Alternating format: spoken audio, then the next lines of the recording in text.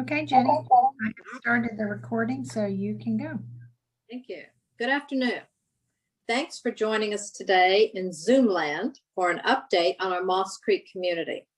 I'm Jenny Johnson, and I'm privileged to serve you as your president of the board this year. Joining me for this presentation are Rob Needham, Vice President, Jay Harvey, Treasurer, and Susanna Johnston, Administrative Manager.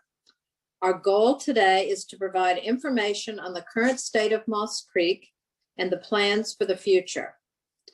I wish we could all be back together again for in-person meetings, and perhaps by the end of this year, that will be possible again. We have almost 400 members who are new to Moss Creek in the past 2 years. Welcome. To those who've been here longer, welcome back to these community updates. Today, I will give you an overview of what our community looks like in numbers, and I'll talk about the community roles and responsibilities. Rob will then take you through the updated strategic plan. Susanna will cover information on the staff of Moss Creek and how they support the member experience. Jay will take you through the financials, and I believe you will be pleased with our current financial situation. We've allocated a healthy amount of time for Q&A to clarify anything that may not have been clear. We're taping this meeting, so our friends and neighbors who could not be with us will be able to view it on the Moss Creek website. I encourage you to jot down questions you may have as we go along and enter them in the Q&A box at the top or bottom of your screen so we can answer them at the end of the presentations. So let's get going. Moss Creek is a diverse, complex, and big community with many amenities and lots of infrastructure. This necessitates a very high level of support from our staff to provide the member experience we've come to expect and to enjoy. A quick look at our community by the numbers. 2 Fazio golf courses with almost 56,000 rounds of golf played last year. Over 35,000 meals were served at our clubhouse or Mackey's Grill. 18,000 swim visits in our pools. Almost 16,000 visits to our fitness center, and 3,000 tennis matches. Wow. We know how to stay busy and enjoy our over 22 amenities, including 71 boat slips, bocce courts, and a dog park. We also have 40+ social groups and 3.5 miles of nature trails with 4 nature areas. All of this situated on 1,044 acres with 1,042 properties, homes and lots, owned by our 1,900 members. There are only 30 undeveloped lots left in our community. Another interesting statistic, security provided over 2,500 house checks for members who were away from their properties last year. We have 22 miles of roads to maintain, as well as over 35 buildings or physical structures. And we own our own water and sewer utility company that provided 143 million gallons of water last year to our communal facilities, homeowners, and Moss Creek Village. And over 1,100 members responded to our recent membership survey. And you'll hear the results of that in about a month. It takes 137 staff, of which 80% are full-time, to support this operation. And a special thanks to our staff for keeping us safe during this pandemic. As I said, this is quite an operation and a very involved community. And as you will see, we have carefully developed plans and financials to make sure our community enjoys the member experience, stays safe, and can rely on a strong and stable financial structure. Let's move now to the roles of each group within Moss Creek. Starting at 1 o'clock on this chart, the board, through its fiduciary role, is responsible for developing strategies and financial goals that set the future course for the community and for setting policies that govern our community. It also receives recommendations and reports from committees concerning amenities, potential financial actions, and communications with members. It then monitors the results of the course charted, financial situation, and budgets, as well as handles issues and questions from members about policies and its actions. We know that as Moss Creek evolves, we are guided by focusing on making Moss Creek a highly desirable and financially sound community, by continually being focused on improving the member experience, and by following a clear path in all our planning. Moving clockwise on the chart, management implements the covenants, bylaws, and the policies and strategies that are set by the board. Management runs the operations of everything in Moss Creek, including supervising and directing staff members and implementing communications with members of the community. They have their own reporting structure, but the general manager reports to the president of the board. Committees are the interface between members and the board. Committees advise the board as to actions to be taken to improve the member experience, strengthen the financials, and monitor ongoing activities within the amenity areas. Committees are advisory only, with specific exceptions. Architectural Review Board, or ARB, nominating, and audit.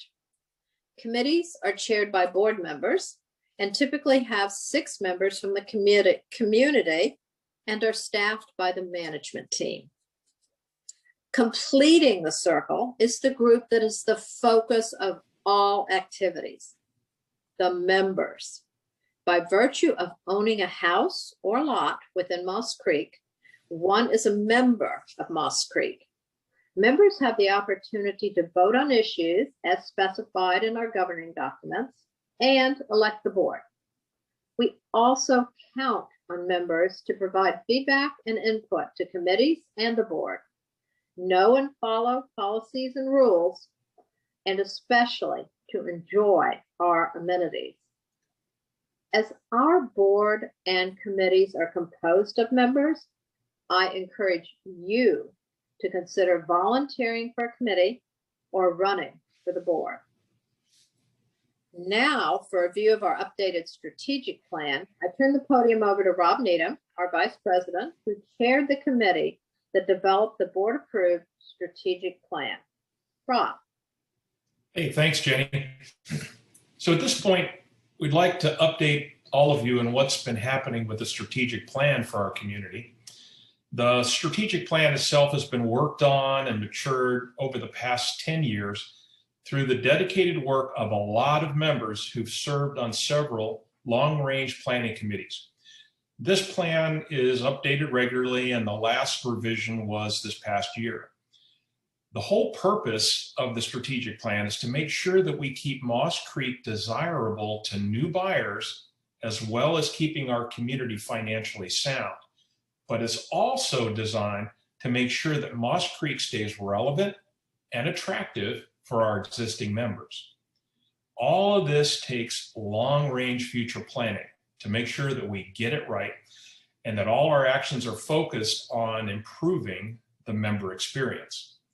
Now, the most recent change that we made in 2020 covers a 10-year period, which goes from 2021 to 2030. It incorporates a lot of in-depth research and data that makes sure that we consider our community strengths, our weaknesses, along with upcoming opportunities and any potential threats.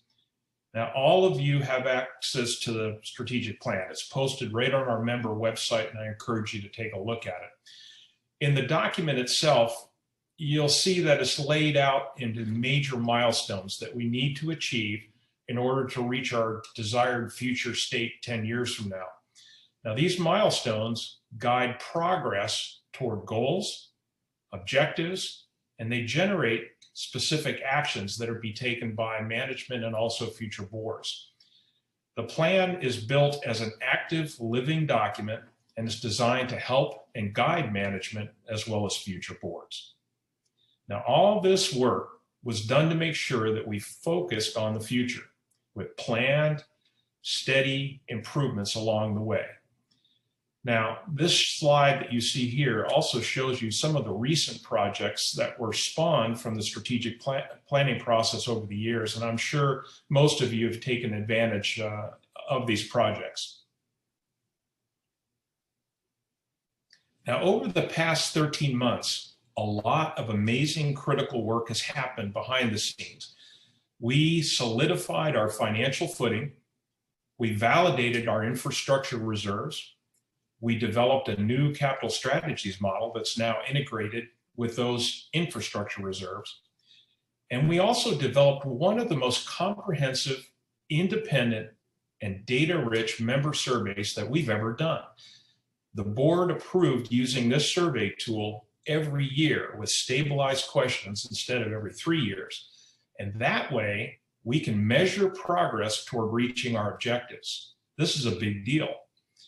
So long-range planning committee members over the past 10 years have contributed a lot of research to really understand who we are as a community and where we need to be a leading desired destination here in the Low Country. Now, I think it's important to point out that last year's board reviewed and approved some changes in our vision and mission statements, which drive all of our planning. So I'm going to cover these now. Our vision is to be the best of Low Country living, with the community embracing our amenities, social offerings, natural resources, and of course our waterfront location. Now, this statement refocused our community on a future vision that can be achieved in specific areas that we can now measure and quantify. This is something that we didn't have before. It also helped clear up some considerable confusion that we had with some of the terms that were used in the past. Our mission statement is straightforward. We're here to provide an exceptional mix of services and amenities that enhances your quality of life, as well as the appeal and the value of the community. This tells everybody what we do, how we do it, and who we're doing it for. But it also gives us our challenge: how to identify, measure, and improve the experience for all of our members. Now, this plan update highlighted the need to focus on tracking our performance and improving specific areas, especially an area which we call the member experience. Our core values have remained constant for the past 10 years, and they reflect the kind of community we aspire to become. I mean, we're all about building community that's friendly, unpretentious, and welcoming. We also want to strive for continuous quality improvement in our operations, facilities, amenities, and our service to others. We're all committed to being responsible stewards for Moss Creek by planning and managing our valuable natural, physical, and financial resources. And of course, we all want a safe, secure, and private community for our members. But we really value our spectacular natural environment, and we're committed to its preservation. So we strive to approach all of our actions with honesty, transparency, and ethical sensitivity. And of course, we encourage and embrace active participation from our members. Now, most of the strategic plan is built on the data we collected from member surveys, administration, focus groups, past committees, as well as independent research into current and future trends that are happening nationwide. From all of these inputs, we were able to identify the 6 most critical functions, or what we call pillars, which we must get right in order to be successful. All of our actions moving forward need to ensure that we achieve excellence in each of these areas. The member survey that each of you recently received is part of the process of determining where we stand in relation to each of these strategic pillars. Now, as Jenny mentioned a little bit ago, we received well over 1,100 responses to this survey. And to me, this shows how much all of us care about Moss Creek. That's an outstanding response level. So the bottom line is our members are critical to the success of Moss Creek, and improving the member experience here is job one. Now, part of the strategic planning process is to determine the specific operational milestones we need to reach so that financial planning can proceed accordingly. This chart shows the long-range, orderly process by which Moss Creek will be systematically addressing infrastructure improvements that will ensure this community always remains attractive and financially stable. These milestones are really not new. They're embedded in our reserve infrastructure plan. The key is to plan ahead, budget accordingly, and make appropriate, systematic infrastructure improvements. At the end of the day, the strategic plan is only as good as the people who implement that plan on a day-to-day basis. And this is what the Moss Creek staff does for us. They are the constants, they're constant in our governance model. And to explain how they accomplish the support, I introduce Susanna Johnson. Thank you, Rob. I'm Susanna Johnston, and I'm serving as the interim general manager while John Miller is out on medical leave. Normally, as my real job, I am the administrative manager and the assistant to the general manager. As Rob noted, the strategic plan gives the community and management the roadmap for planning for the next 5 to 10 years. I want to talk to you a little bit about our management operations and how we support the membership. We have a tremendous staff that supports the day-to-day operations of the entire community. We have a 13-member management team with tremendous expertise in their respective fields and tenure in their positions. Our entire management team has tenure as well, with over 55% having been with Moss Creek for over 5 years, and 25% of those have been with us for over 10 years. In today's labor market, these numbers are an indication that Moss Creek worked hard to make our community an employer of choice. As you can see from this slide, staff supports not only the amenity areas, but also the facilities and infrastructure of the community. The day-to-day operations of a community this size and with the facilities we own and operating can at times be daunting.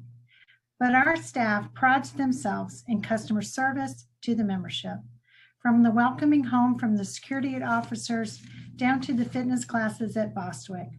We work together as a team to create a wonderful experience and a community for our members to reside. While the amenity managers and staff offer fun and activities, there is also the operational team that is working on maintenance, administration, accounting, and security.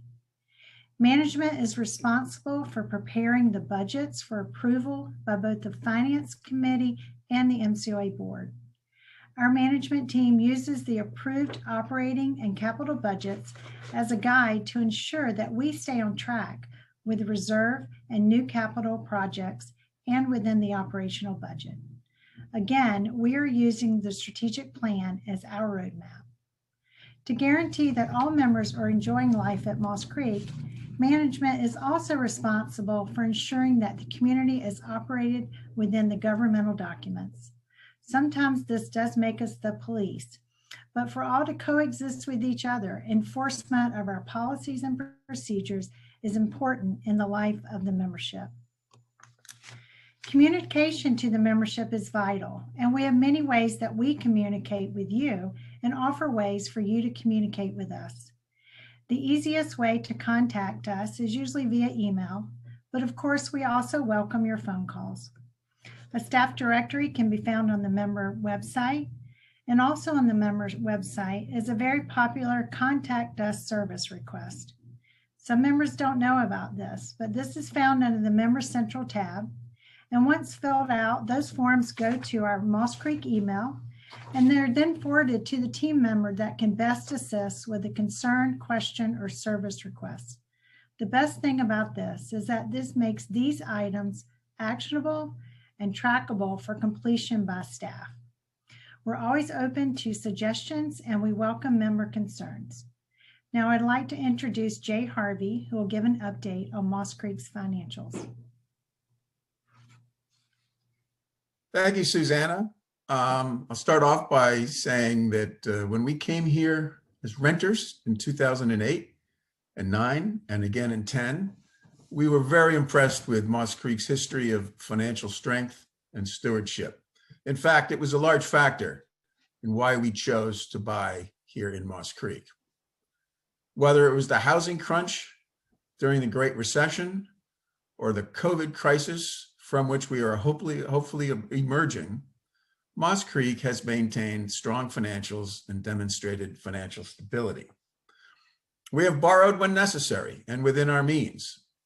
2021 marks the first year in over a decade in which we have no real construction debt. We paid off the Water Oaks utility loan in 2017, and last year we paid off the final $325,000 in principal on our $2 million loan taken out for the pool and fitness center construction over a decade ago. Should circumstances warrant, we certainly can prudently borrow again. Rob has already touched on the major projects funded and approved by the board over the next several years. I'll talk about that funding a bit later. I would like, especially for the folks new to the community, to give a high-level review of where our money comes from, where it goes, the capital element of the strategic plan, and take a refreshed look at historic and future projections of our revenue and capital expense trends. And finally, we'll take a look at a snapshot of our key performance indicators, or KPIs.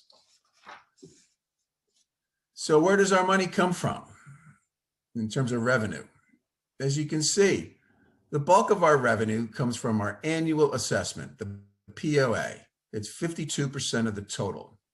This is the most stable, reliable, and repeatable revenue source we have. Most other sources of revenue vary based on member and guest activity levels, as will the corresponding variable expenses. Our major source of non-operating revenue, certificate fees, can vary widely depending on real estate activity. Historically, it is this source of revenue on which we have relied for capital projects. All right, so we know where the money's coming from. Where does it go? Well, as you would guess, 2/3 of our expenses almost are related to pay and benefits of our 137 employees. And that makes sense because, after all, we are in the business of providing services and of staffing our amenities for our members, which are labor-intensive pursuits. We were fortunate in 2020 to have the assistance of a PPP loan to assist with our payroll expenses as we stabilized operations in the early months of COVID. And more fortunately, under the terms of that program, that loan was forgiven at the end of 2020. While the PPP loan program has been continued by the federal government, we do not qualify under the more stringent eligibility requirements, and that's okay. You can see that water and utilities make up the next largest bucket of expenses, and I won't go through them. You can see how the other groupings of costs fall proportionally. In the long term, the operational plan is the capital element of the strategic plan. It lays out the known capital spending over the next 10 years. It is a living document, amendable with new projects as they are approved by the board and adjustments are made to existing projects. You can see that, as Rob referenced, as at the back end of the strategic plan. It currently contains $18.8 million of reserve fund spending and $6 million of new capital requirements. Well, how does it all come together? In Moss Creek, we have a proud history of prudently estimating and setting aside known future expenses for the repair and replacement of our asset base. Each year, we set aside money and restrict it to those purposes into a reserve fund. Some think of that as our obligatory spending or required spending. But there are needs for new capital, for enhancement or new assets, which are not part of the reserve fund. Some think of that money as aspirational capital or desired capital. I know the names can be confusing. Historically, we have relied on our real estate sales and certificate fees they generate as a major source for capital, in addition to operating surpluses. As you can see, from what to veteran residents is an all too familiar chart. The convergence of our available capital and reserve spending obligations left no, quote, gap, if you will, the delta which has been the source of new capital for enhanced or new amenities. So had we done no change in fees, we entered 2020 that we realized if we did nothing, we would fall short of our reserve fund capital needs as early as this year and more seriously in 2024, given our projected reserve fund outlays. So last year, we made the difficult but necessary adjustment to many of our fees so as to create that space between capital available and reserve obligations. That's the green line that reflects the changes we made. And so if you look at the shaded area, the green space, that is our source of new capital. And for the foreseeable future, we have created and can maintain that new capital space, although it gets tight again in 2024. So how are we doing? We are hitting our numbers. For the last several years, we have measured our performance against a club benchmarking database of similarly sized gated golf communities using 7 key performance indicators, or KPIs. The benchmarking data shows us where the data lies for the bottom quartile, the median of all clubs, and for the highest quartile. The Finance Committee reviews these KPIs quarterly as a measure of our relative comparison. These are important data points as to our financial health, but they are not the only ones. I won't go through all the numbers, but you can see in half the metrics, it's good to be low, and in half of the metrics, it's good to be high. And we are meeting or exceeding all our targets with the most recent quarterly data. So just walking quickly through the KPIs, our gross margin, it's calculated by dividing the gross profit by our operating revenue. The higher the margin, the better, and we're in good shape there. The next one is fixed expense ratio. Here, the lower is better. It is calculated as our fixed expenses as a percentage of our operating revenue. The next one is net operating result. This is calculated by simply subtracting total fixed expenses from gross profit. Again, the higher the better, and we are currently on the high side. Capital income is also a KPI. It's just simply income from all capital sources. This is an absolute number, and I don't find it particularly meaningful given the revenue ranges of the comparator communities of 7.5 million to 817 million. But you need this number to calculate the next KPI, which is net available capital. This determines how much capital is available for investment or debt reduction after factoring in net operating results and lease payments. Higher is good, and we are very high, but that is partly an aberration due to the unusual certificate fee numbers in 2020. The next one is debt to operating revenue ratio. This is the total debt divided by operating revenue. Now, some leverage is good, and over leverage can have a negative impact, and we are below the median for this metric. Finally, we have payroll ratio. This is the ratio of total loaded payroll, wages, benefits, payroll taxes, etc., divided by operating revenue. We are on the lower end of this metric, which is good, but too low could be negative in terms of member experience. So while there remain uncertainties and the ever-present clouds on the horizon, I would conclude by saying that the current state of our finances is quite sound. Now back to Jenny.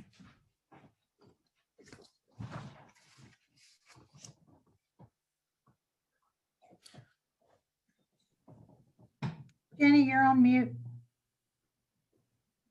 All right. Okay, this is the end of the presentation, folks.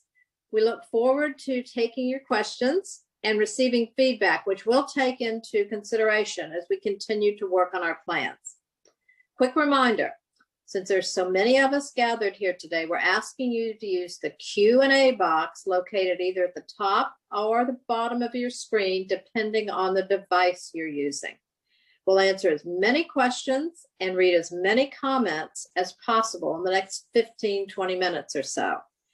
If we can't get to your question this afternoon, you'll get an email answer, or we'll post your question and the answer on the website after the presentation. And as is our custom, please put your name on your questions. I do ask you to be succinct in respect for your fellow members. Should you think of a question tomorrow or later, just email it to Susanna and we'll get you an answer. So while we're retrieving your questions and comments from the Q&A box, we'll go ahead and answer some questions that were sent in to us ahead of the meeting. So Susanna, will you start us off, please? Yeah, we had 3 questions and that came in before the meeting, and I'll take 2 of those, and then I think Jake Harvey is going to do the third. The first one came from Brian Thorson at 128 Timber Lane. His question was, the new strategic plan repeatedly states that Moss Creek is committed to the preservation and protection of our natural resources. In last year's membership survey, our natural resources and low country environment was chosen the #1 community asset. With those high expectations, how do we proceed without an established environmental management plan? Well, we do have management plans in place to protect, enhance, and promote our natural resources. Several plans and studies that we're following are our Ecological Land Management Plan for both Fording Island Reserve and Blue Heron Sanctuary, and that gets updated yearly. We also recently did a bathymetry pond study that we're using to assist management with scheduling any needed dredging of our stormwater ponds, which we'll have going on next week. Our comprehensive tree plan, which is an inventory assessment of all trees on association property, we're also using that to protect our community trees. So while we have several studies that we use as well, we're also performing many action items promoting our natural resources. We use compost and soil from areas within Moss Creek that are recycled, and we've used those for past projects like the dog park berm and most recently the marsh tees. We use reclaimed soils from the dredging projects to plant flower beds on the golf course and for composting. We have 2 wildflower areas that staff work on the golf course, and we're adding a 3rd this year. We are keeping our Audubon certification up to date on all of our golf courses, and we have a master naturalist on staff. And lastly, Moss Creek staff works very closely with the Moss Creek Nature Club on a variety of their projects. And upcoming this year, we'll be working with them on a shorescaping project on number 2 north on the small pond left of the green. So be looking for that to start soon. I want to encourage all members to review. There's a document posted on the member website under studies and reports, and it's a summary of a meeting held last October with our environmental professionals. And it'll give you an update on what Moss Creek's current practices are. So I guess I would say that I believe that management and staff do consider a natural area a priority along with the membership. Our second question that we got was from Joe De Silva, 9 Wax Myrtle Lane. 2 months have passed in this year's legislative term. 5 years of data has been accrued from design to estimates and budget considerations specific to clubhouse improvements and refurbishment. Time is moving on, members are getting older, and the clubhouse continues to deteriorate. Why don't we see anything happening? Well, Mr. De Silva, things are happening. The board approved $1.5 million in new capital funds, and there's over a little of $1.1 million in reserve funds for the clubhouse renovation project in 2021. We have been meeting with the professional team since mid-February, and we're awaiting the initial designs for review in the next week or so.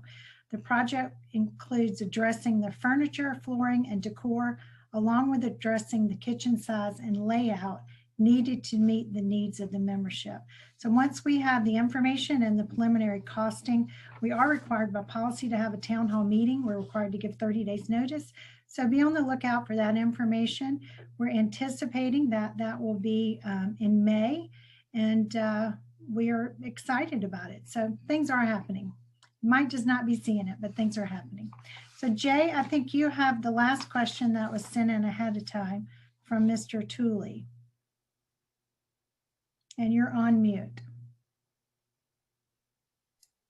Thank you, Susanna. The question was about the change in the fees, how much fees the new boat fees are generating.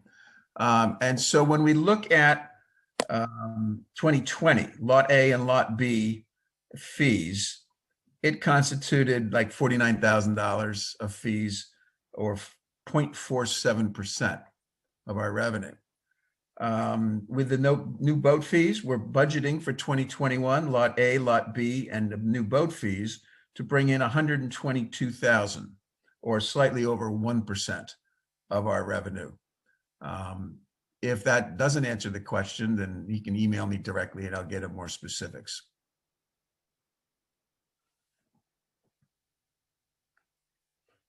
You're on mute. Okay, great. Susanna, did you have any more that were sent in ahead? Or are we ready to move to the live ones? I didn't have any more questions that were sent. Okay. All right. We have quite a few coming up here that we're just sending on the Q&A. The first one, Jay, is for you. From John Tomborello. It says the POA fee has been increased constantly over the last several years, considerably in excess of the annual inflation rates. What has to occur financially before the rate of increase to the POA fee is stabilized and not raised each year far in excess of the inflation rate? Oh, thank you, Jenny. And John, I guess what would have to happen is that our cost of operation would have to come down, and capital investments would have to come down to what the consumer price index rate is. There's no real correlation between the consumer price index, other than as a general measure of inflation, and what happens to our expenses. For example, the cost of materials used in construction for wood have almost doubled in the last several years. Construction inflation in general is running 5 to 6% in this area. Benefit costs do not keep to the consumer price index, as I knew in my many years of administering health and welfare benefits. There are a number of our expenses that run at a rate unrelated to and not necessarily parallel with the consumer price index. So the short answer is, I guess all of our expenses would have to fall to the CPI level, and then a POA in that range might be in order, but that's not how our expenses historically have run, and that's not how we're projecting them in the future. Okay, Jay, but are you, this past year we raised the, and this is just a question I know is going to be asked, raised the due 6.25%. Do you forecast that rate in the future? No, the financial plan, the 5-year financial plan, which is also attached to the strategic plan at the end, forecasts going down from the 6.25 back to the 4.25, which we had in the previous year for the outlying years. Okay, thank you. Second question, Jay, this again goes to you. From Chris Root. Outside rentals make up 7% of expenses. What are outside rentals and expenses? Now, that's a good question. It's a combined bucket. It says outside rentals, services, and leases. So it's not just rentals, but for sure. In fact, I don't know offhand, but I would guess the biggest part of that component is the contract labor that we bring in to perform work. It's counted as an outside expense. It's not counted as payroll for our budgeting purposes, but we do bring in periodically during shortfalls of staffing and to do work that our workers aren't fully qualified and capable of performing. We bring in outside contractors to perform that work, and that's in that bucket as well. Great. Thank you, Jay. Another one for you from Mary Moore. What is the percentage of road improvements in our total budget? Okay. I don't have the sheet in front of me, but I will tell you that our road projects are projected to be somewhere between $4 and $5 million as we complete the road construction. And I think we're budgeting through 2027. So what percentage of our budget would that be divided by the 7 years? I can get back to you with an exact answer. I would be hesitant to do a guesstimate at this point, but we are spending between, I think, 2 and 3, maybe 400,000 a year over the next several years in road expenses. And if our budget's in the, you know, the 10, $12 million range, you can do the rough math. I can get you a more precise figure if you would like. Okay, thanks. The next Study two, is posted on the website. pardon me? The road study is posted on the website and kind of gives, the last page gives the total amount to be spent each year. Oh, good. Thank you, Susanna. 2 questions about the clubhouse. I think you've answered most of it, but let me read them to make sure that we've got it covered. From Jane Selby, please define the refurbish of the clubhouse. And from Marilyn Yantis, when do you plan to start working on the clubhouse? Well, the clubhouse renovation project, as I said, includes, we're looking to do a kitchen enhancement to be able to add a second cook line, actually make the kitchen larger. It's just not big enough for the needs of the membership. And so that's included. We're also looking to add some storage spaces. We don't really have a lot of storage at the club. And we're also going to be redecorating the entire front of the house, you know, the rooms all the way down to past the locker rooms. So that includes paint, flooring, lights, updating the bar. We're not moving the bar. We're not proposing to move the bar, but updating the bar. And just looking for a real low country feel for the clubhouse. We're using Kelly Karen Designs. She has won a lot of recent awards. And it's, you know, we're putting it into our brand of a natural fit as well. So I think, I haven't seen the design panels yet, but I think everyone will be pleased from what I've heard at the preliminary meetings we've had. The plan to start the work, as I stated, we started meeting in February. It takes now, everyone's out doing their jobs, getting the design to come back to us to look at. We had to actually hire a kitchen consultant who actually figures out where everything needs to be in the kitchen, where we've been back and forth this week with that. And once we have something that we feel is what we're looking for this portion, we'll have it costed out. And that's when the point we'll be able to present that to the membership. And then it takes a while after that, once it's approved, to get all the plans done, all the engineering work done, to get the final construction set of plans. This is nothing we ever have gone this far with, because we just looked at floor plans. So that will take a while. Our preliminary estimates is everything kind of stays within sight. We would be looking for a late summer start of construction. That was a lot of words for that answer, but hope it was helpful. Thank you, Susanna. The next question is from David Barry, and I will start to answer it, and Susanna and Jay may add to it. Are we going to follow the proposed clubhouse renovations, or are we going to do something more modest? And David, if you're talking about, are we going to go with the kind of budget that was proposed back in 2019? The answer to that is no. We are working with a fixed budget on this first phase of the clubhouse. And it was $1.5 million plus the $1.1 million in reserves. So as Susanna described, we're going to try to get an awful lot done within a very much lower fixed budget. So I hope that answers your question. And Susanna or Jay, anything you want to add to that? Okay. The only thing I'd add is that those figures, that we scale back to, they have to be recosted, and hopefully we can get much of what we are proposing within those confines. Good, thank you.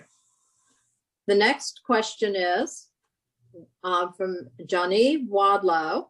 What is the board's strategy on moving into the renewable energy space, especially when it comes to renovations to the clubhouse, but also for the development of favorable policies regarding solar energy for individual homes.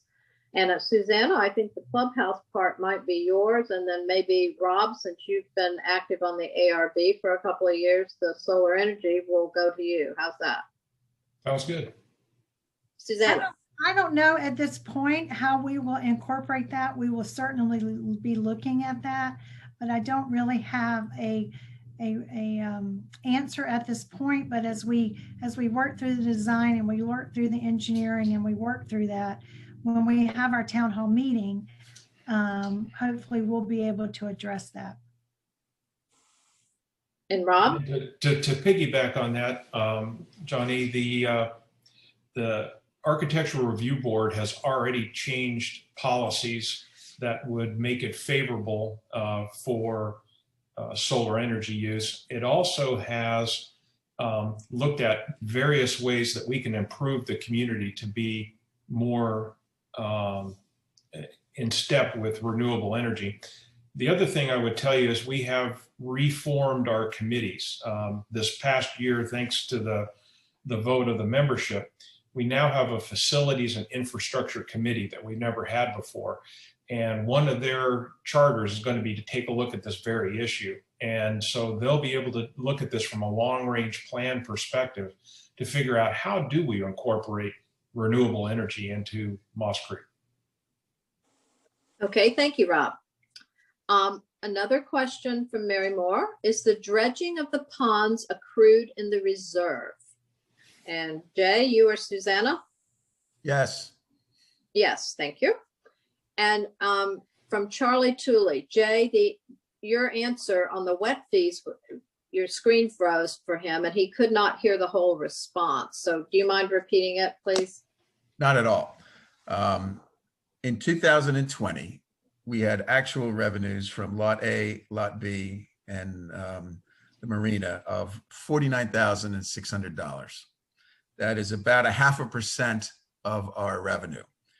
In 2021, with the advent of the boat slip fees, the revenue that we will get from Lot A, Lot B, and boat slip fees, we project to be a little over 1% of revenue. So I don't know whether that answers the question, but it is broken out. It is not a separate expense center. In other words, we don't allocate expense, Susan's time or anyone's time to the marina. It's just, these are the revenue figures. And that is the delta from 2020, where we didn't have the current boat slip fees, to 2021, where we project that it will be almost 1.2% of revenue. We think that the budgeted amount will be exceeded, as we have seen with the cart fee sign up and the activity fee sign up, but we'll have to wait for everything to settle out as people move up and into the wet slips from A, and then from B to A, and then off the waiting list to B, et cetera. Thank you. From Jane Selby, during the last hurricane, our cleanup was great. Do we still have the same plan in place if we are hit again in the coming years? Jay. Well, I wish we did. We were fortunate with the insurance coverage that we had for Matthew, that it covered much of our expense, if not all of our expense regarding trees.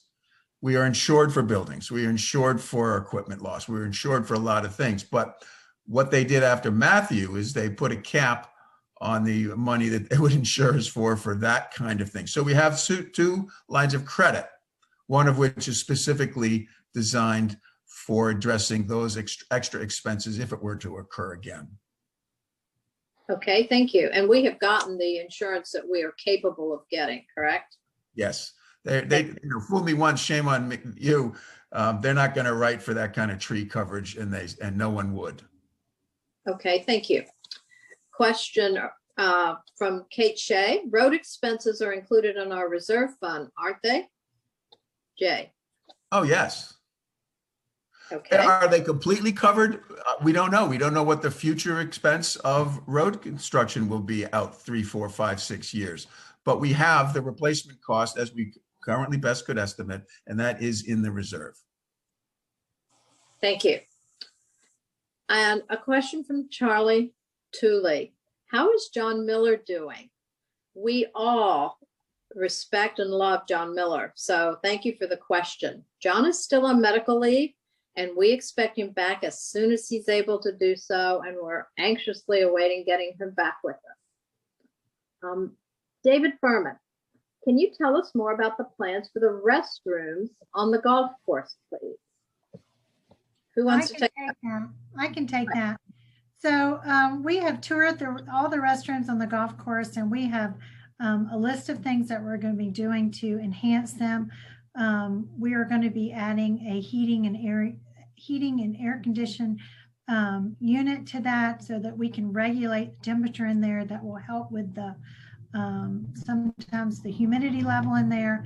We're also going to be touching up and painting, improving the lighting, putting in some new mirrors. I think the Nature Club is doing a photo contest so that we can add some Moss Creek nature photos there. There's several doors that still need to be replaced that we have. And so we're going to be doing some touch up to those. We had planned to already start that. That was our plan. Unfortunately, we needed our staff to move down to Mackey Creek Grill to add that additional outdoor seating. So as soon as we can get that done, we'll get them back on that, or get them on that project to improve those restrooms. And I think you'll be pleased with the renovation. Great, thank you. And Susanna, this one's for you too, from Sandy Hoffman.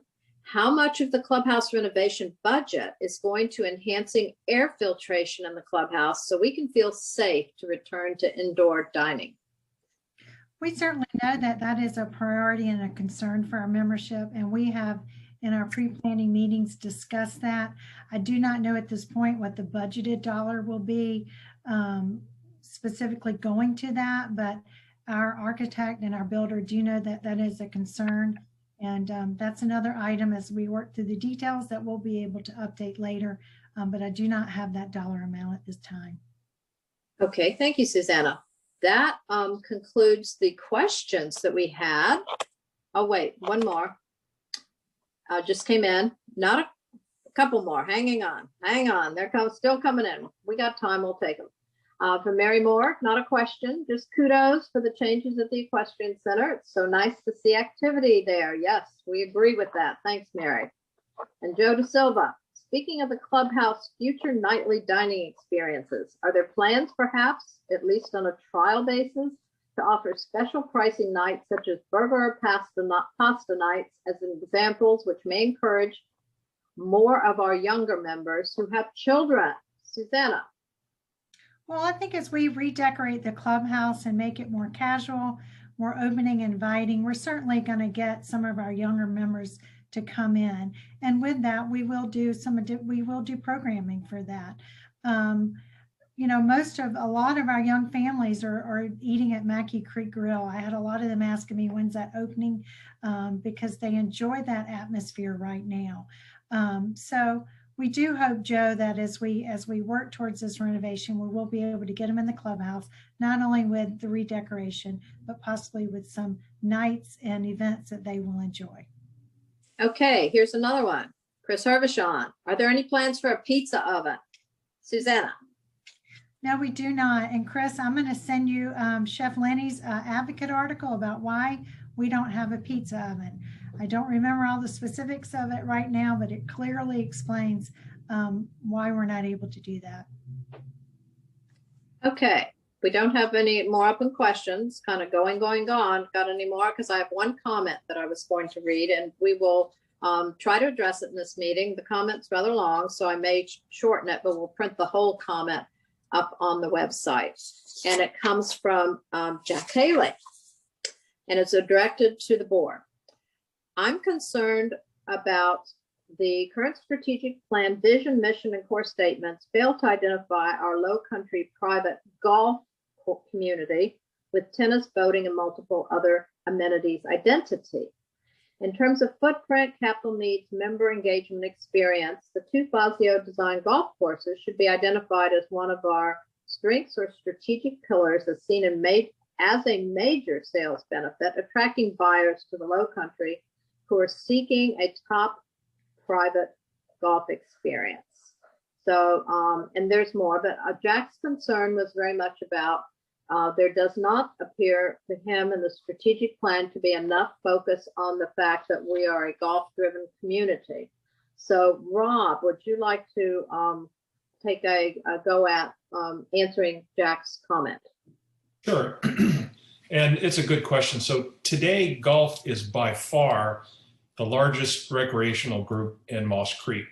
The long-range planning committees over the years have looked at the changing demographics happening nationwide in private gated communities, and they recognize that the future of our community is really going to depend on attracting something different, a broad range of active new members in much younger generations. And so, you know, break out your crystal ball, but things are dramatically changing. And if you look at the data that we're looking at, we've got to take a much broader view. So these new members have a very different perspective, and they also have a very different financial basis. And so what we found is we need to be agile. We need to be focused on the future and attracting active participants who value all of our amenities. It's not disparaging golf in any way, shape, or form.